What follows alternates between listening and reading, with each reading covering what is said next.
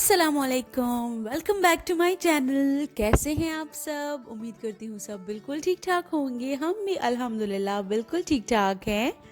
तो जैसा कि आप देख सकते हैं, इस्त्री का अच्छा खासा निशान मैंने अपने ट्राउज़र पे बना दिया है। वो दरअसल हमारे रिलेटिव्स में यहाँ शादी है, तो हम जा रहे थे, वहाँ पे मेहंदी थी। तो फिर मैंने अच्छा खासा अपना ट्राउज़र जला दिया और मुझे बिल्कुल अंदाज़ा नहीं था कि यहाँ पे जो इस्त्री है वो इस कदर गर्म होगी, वो जो मेरा ट्राउज़र जला देगी। तो उस वजह से फिर मुझे मजबूरी में साथ में वाइट टाइट्स से काम चलाना पड़ा और बस इस तरह से मैं तैयार होके चली गई।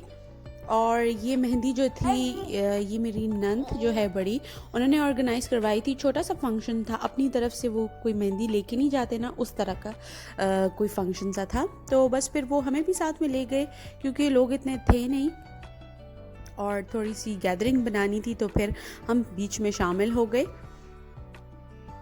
और अब हम ये जो है वो लड़की के घर पहुंच चुके हैं। वहाँ पे बस ये प्लेट्स वगैरह जो है हमने लगाई और इस टाइम लाइट भी नहीं थी। हम इंतज़ार कर रहे थे कि किस टाइम जो है लाइट आएगी तो सब माहौल रोशन वगैरह हो जाएगा और फिर उसके बाद जो है वो म्यूज़िक वगैरह लगेगा और थोड़ा बहुत माहौल सा सज जाएगा।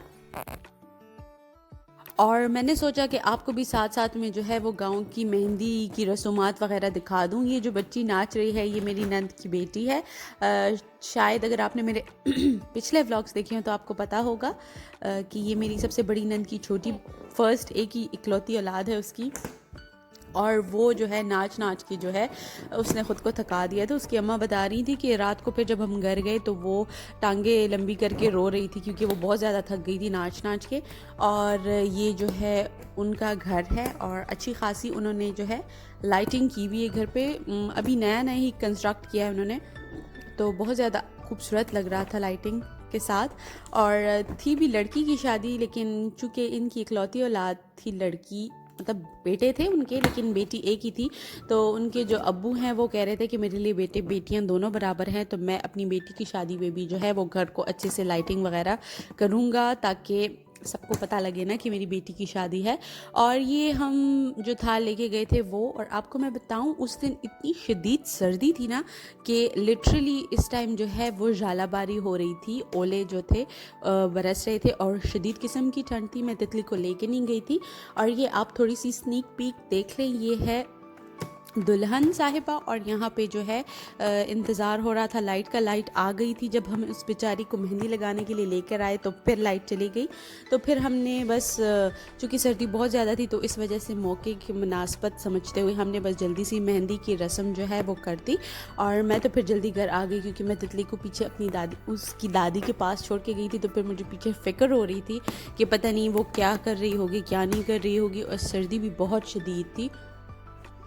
तो हमारे यहाँ तो इस तरह रिवाज है कि जब लड़की को फर्स्ट मेहंदी लगाते हैं तो पहले 7 जो है वो हैप्पीली मैरिड वुमेन जो है वो लगाती हैं मेहंदी, और फिर उसके बाद जो है लड़कियाँ वगैरह लगाती हैं। लेकिन इनकी तरफ ऐसा कोई रिवाज नहीं था, बस सबसे पहले जिसने भी लगा दी तो ऐसा कोई हार्ड एंड फास्ट रूल नहीं था। और सबसे पहले जो है वो मेरे जो नंद के हस्बैंड हैं बड़े मुदस्सिर भाई, वो मतलब इनके बहुत ज़्यादा क्लोज रिलेटिव्स हैं, तो सबसे पहले भाई ने लगाई। और फिर उसके बाद जो है ये पिंक दुपट्टे वाली जो है ये इनकी जो है मेरे ख्याल में जेठानी है, तो फिर इन्होंने लगाई और फिर मैंने भी लगा दी। फिर मेरी नंद ने तो बस एक एक करके जिस जो लगाना चाह रहा था तो उन्होंने फिर उस को मेहंदी लगा दी। और उसके बाद जो है सब दुल्हन को कह रहे थे कि ये जो नोट है ना 100 का, इसको जो है संभाल के रखना, ये निशानी होती है। मुझे तो याद नहीं है हमारे वाले जो नोट रखे थे मेहंदी के लिए वो किधर गए किधर नहीं गए, लेकिन जो था यूजुअली बंदे को संभाल लेनी चाहिए क्योंकि निशानी होती है, एक यादगार रह जाती है। और बहुत बेचारी की शदीद किस्म की सर्दी में शादी हो रही थी। जो सवाबी साइड पे पठान कल्चर में, जो पश्तून कल्चर में एक चीज़ है, मतलब मेहंदी की रात को औरबल कहते हैं ना। औरबल में यहाँ पे इस तरह से होता है कि जो इन लॉज होते हैं वो आके जो है वो दुल्हन की जो चुटिया बना देते हैं। फिर उसके बाद जो है उसको मेरे ख्याल में जो देवर होता है या जेठ होता है वो जो है वो आके फिर खोलते हैं और फिर इस तरह से जो है वो रस्म करके मेहंदी लगाते हैं। और जो ट्रेडिशनल इनके टप्पे होते हैं फिर वो गाते हैं। बस वहाँ पे डिनर किया मैंने और फिर हम घर वापस आ गए। और ये नेक्स्ट डे का फुटेज है। ये जो है मेरे हस्बैंड के चचा का घर है, मैं वहाँ गई हुई थी क्योंकि मैं अपने साथ कपड़े नहीं लेके आई थी शादी पे जाने के। तो यहाँ पे मेरे पास एक अनस्टिच सूट पड़ा हुआ था, तो मैंने सोचा मैं वही स्टिच कर लेती हूँ। जबकि मेरी मदर इन लॉ जो है वो फ़ारिग नहीं थी, उनके पास और भी बहुत ज़्यादा काम था, तो मैं उनको परेशान नहीं करना चाह रही थी। तो फिर मैंने उनसे कहा कि आप मुझे कटिंग कर दें, मैं अपना ड्रेस खुद ही स्टिच कर लूँगी। तो फिर मैं इनके घर, चूँकि स्विंग मशीन थी, तो मैं इस वजह से इनके घर चली गई थी अपने कपड़े स्टिच करने के लिए। और ये जो है ये उनके घर में जो बाग है, और आप देखिए किस कदर खूबसूरत लग रहा है ये कीनू का दरख्त। और माशाल्लाह माशाल्लाह बहुत ज़्यादा फ्रूट था इसमें, और इतना टेस्टी, बहुत टेस्टी फ्रूट है इसका, मतलब कोई खटास नहीं और कोई मतलब अजीब सा टेस्ट नहीं, बहुत माशाल्लाह बहुत जूसी थे और बहुत अच्छा टेस्ट था इनकी कीनू का। तो वो मुझे कह रही थी, मेरे जो हस्बैंड की कज़न है ना, वो मुझे कह रही थी कि जितना तुमने खाने हैं वो अपने लिए यहाँ से तोड़ लो। और ये जो है इनकी इनकी फीमेल डॉग है, मतलब बिच है इनकी, और ये उसका बेबी है। और शायद अगर आपको याद हो या अगर आपको याद नहीं है, तो मैं जब पिछली दफ़ा सवाबी आई थी तब इस डॉग के जो है बहुत सारे बेबीज़ थे, और वो सब लोग जो है वो ले गए, बस ये एक ही रह गया इसके पास। और यहाँ पे इन्होंने घर में ही जो है वो गायें वगैरह रखी हुई हैं, उसका दूध जो है वो बिल्कुल ये घर पे यूज़ करते हैं।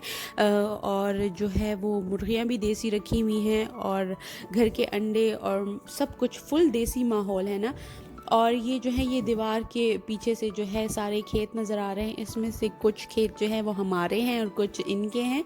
और सब जो है ये फैमिली, हमारी जो फैमिली है ये सब उन्हीं का एरिया है। मतलब अब मुझे ये नहीं पता कि कौन से खेत किसके हैं, लेकिन यहाँ पे जो हैं वो सारी ज़मीनें जो हैं वो हम सब रिलेटिव्स की हैं, मतलब मेरे हस्बैंड के जो चचा हैं उनकी, इस तरह से डिवीज़न हुई हुई है। और इसके साथ साथ जो है यहाँ पे भट्टियाँ भी हैं, मतलब सवाबी एरिया जितना भी है यहाँ पे जो है वो टबैको तंबाकू जो है वो काश्त किया जाता है, फिर उसको यहीं पे क्योर किया जाता है। तो यहाँ पे सब हमारी जो स्ट्रीट है इसमें भी 2-3 भट्टियाँ हैं, तो यहाँ पे उनको पहले उगाया जाता है, फिर तोड़ा जाता है और फिर पका के सेल किया जाता है। तो मतलब पूरा सीज़न होता है। और गर्मी में यहाँ पे गर्मी इसी वजह से शदीद होती है क्योंकि हर गली में जो है भट्टी है। और जो यहाँ के ज़्यादातर ज़मींदार हैं तो वो ज़्यादातर जो है वो तंबाकू का सीज़न चलाते हैं, और बहुत शदीद गर्मी हो जाती है उस वजह से। और ये जो है छोटी सी बच्ची है मेरे हस्बैंड के जो कज़न है, ये उसकी छोटी बेटी है।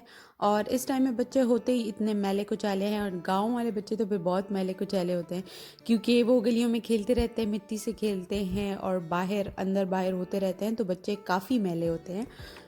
हम इसके मुकाबले में जो शहरों के बच्चे होते हैं, चूँकि वहाँ पे इस टाइप की खेल कूद वाली सिचुएशन नहीं होती, मिट्टी नहीं होती, घर भी पक्के होते हैं और फर्श भी पक्के होते हैं, तो इस वजह से वो ज़्यादा मैले कुचैले नहीं होते। हालांकि वो भी होते हैं, लेकिन जो गांव वाले बच्चे होते हैं वो थोड़े ज़्यादा मैले कुचैले होते हैं। और यहाँ पे मैं कीनू इंजॉय कर रही हूँ जो मैंने वहाँ से दरख्त से तोड़ा है, और मैं इंतज़ार कर रही थी कि अब ये ख़त्म करूँ और उसके बाद जो है वो अपने कपड़ों की स्टिचिंग स्टार्ट करूँ। मैं स्लिप जो हूँ वो घर पे भूल आई थी, तो फिर मैंने इसी बच्ची को भिजवा के वो मंगवा ली। 2 दिन की कड़ी मेहनत के बाद जो है मैंने अपना ड्रेस तैयार कर लिया है, और आप देख सकते हैं मुझे तो बहुत अच्छा लग रहा है। अब आपको कैसे लग रहा है वो मुझे नहीं पता। इसके साथ मैंने नीचे जो है वो ट्यूलिप शलवार जो है वो स्टिच की है, और इसको मैंने ऐसे थोड़ा सा लूज़ फिटिंग में सिया है। और इस तरह के स्लीव्स मैंने इधर से बनाए हैं, यहाँ तक कोहनी तक जो है फिटिंग में, और आगे जो है वो लूज सी फ्रिल टाइप है। पहने हुए बहुत ज़्यादा अच्छा लग रहा था, और कलर भी इसका मुझे बहुत ज़्यादा पसंद था। ये मुझे मेरी एक फ्रेंड ने मेरी शादी पे गिफ्ट किया था, और ये अभी तक पड़ा हुआ था। 2 साल के बाद जो है ये काम में आया है, मैंने इसको स्टिच कराया है। और इस तरह से देखिए मैंने इसकी शलवार में जो है साइड पे लेस लगाई है, और अब जो है वो मैंने चेंज कर लिया है, और तितली को भी चेंज करवा दिया है। इसके साथ जो है मैंने स्किन कलर की ब्लॉक हील्स पहनी है, ये मैंने उनसे से ख़रीदी थी और इसके साथ मैच हो रही थी। और बस फिर हम शादी पे गए, और फिर वहाँ से जो है हम वापस आ गए। और कल रात को ही मेरा जो देवर है वो गाजरे लेके आया था, और मेरा कल रात को गाजर का हलवा खाने का बेहद दिल कर रहा था, लाइक बहुत ही ज़्यादा दिल कर रहा था। जब अम्मी की तरफ होती थी तो अक्सर मेरा इस तरह से कभी कुछ मीठा खाने का दिल करता था ना, तो बस मेरा दिल करता था मैं अभी इसी टाइम खाऊं। तो कभी कभार ऐसे होता था कि मतलब वो अवेलेबल नहीं होती थी चीज़, तो मुझे ऐसे लगता था जैसे अगर मेरी जान निकल गई तो ये मेरे दिल पे अरमान रह जाएगा। तो कल रात को भी इसी तरह की सिचुएशन थी, लेकिन फिर वो लाइट चली गई और मैं थोड़ा बिजी हो गई स्टिचिंग में, तो बस फिर वो मुझसे भुला गई बात। और आज जब मैं घर आई तो मैंने सबसे पहले अपनी सास अम्मी से कहा कि आज तो मैं हलवा बनाऊंगी, भले ही थोड़े बनाऊं लेकिन बनाऊंगी मैं ज़रूर। तो यहाँ पे ये फैसिलिटी है कि घर पे तो मुझे वो कद्दूकश पे जो है वो गाजरें कद्दूकश करनी पड़ती हैं, उस पर बहुत टाइम लग जाता है। लेकिन यहाँ पे चूँकि कीमे की मशीन है और इससे तो बस मिनटों में फटाफट जो है वो गाजरें बिल्कुल कद्दूकश हो जाती हैं।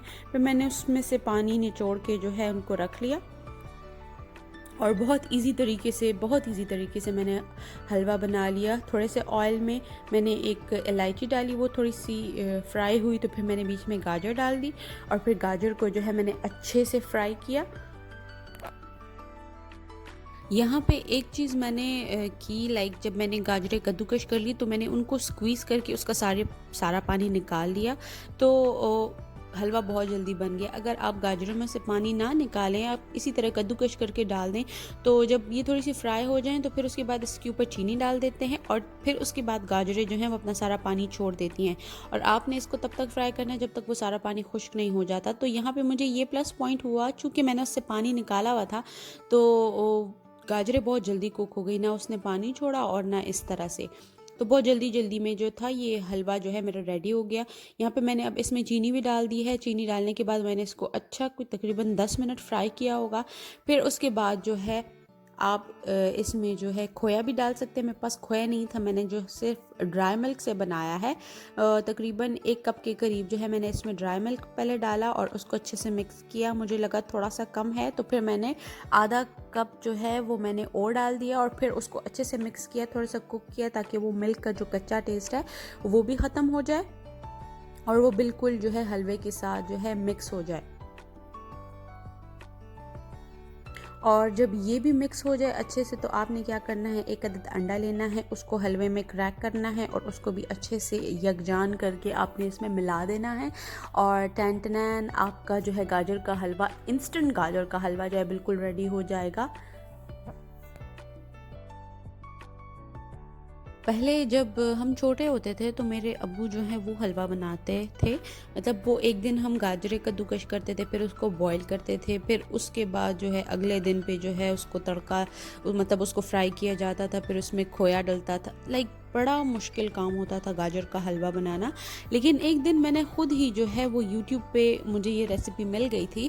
मुझे याद नहीं है वो एग्जैक्टली कौन सी वीडियो थी कौन सी नहीं थी, लेकिन उस दिन के बाद से मैंने कभी भी उस तरीके से हलवा नहीं बनाया। और अब हम सब जो है इसी तरीके से हलवा बनाते हैं क्योंकि ये बहुत जल्दी बन जाता है। और भी बहुत सारे तरीके होते होंगे, हर किसी का अपना तरीका है, हर कोई अपने तरीके से बनाना पसंद करता है, लेकिन यकीन करिए ये तरीका बहुत आसान है और बहुत ही मज़ेदार हलवा जो है वो तैयार होता है। और यहाँ पे अब हो गया है और मैं इसको टेस्ट करवाती हूँ अपनी सास को और उन्होंने अप्रूव कर दिया है। बहुत मज़े का बना, बहुत जल्दी बना। और मैंने जल्दी से पिक्चर वीडियो बना के अपने हस्बैंड को भेज दी क्योंकि वो जो है इस टाइम इस सिचुएशन में है कि ना वो हलवा खा सकते हैं ना कोई मीठा खा सकते हैं। और मुझे बड़ा मज़ा आया उनको टीज़ करके क्योंकि हलवा मैंने बनाया है और ऑब्वियसली मज़े का है माशाल्लाह से। और वो खा नहीं सकते तो थोड़ा बहुत जो है वो जेलस करके मुझे तो बहुत मज़ा आया। खैर जब आप आ जाएंगे मैं आपको फिर बना दूँगी, नो प्रॉब्लम। ये तो आपको पता है मैं घर में आपको हर टाइम बना देती हूँ। खैर उम्मीद करती हूँ आपको आज का व्लॉग अच्छा लगा होगा। मेरे साथ आपको शादी में जाके मज़ा आया होगा। अपना ख्याल रखें, अपने प्यारों का ख्याल रखें, हमें दुआओं में याद रखें और अगले व्लॉग तक के लिए इजाज़त दें। अल्लाह पामान, खुदा हाफिज़।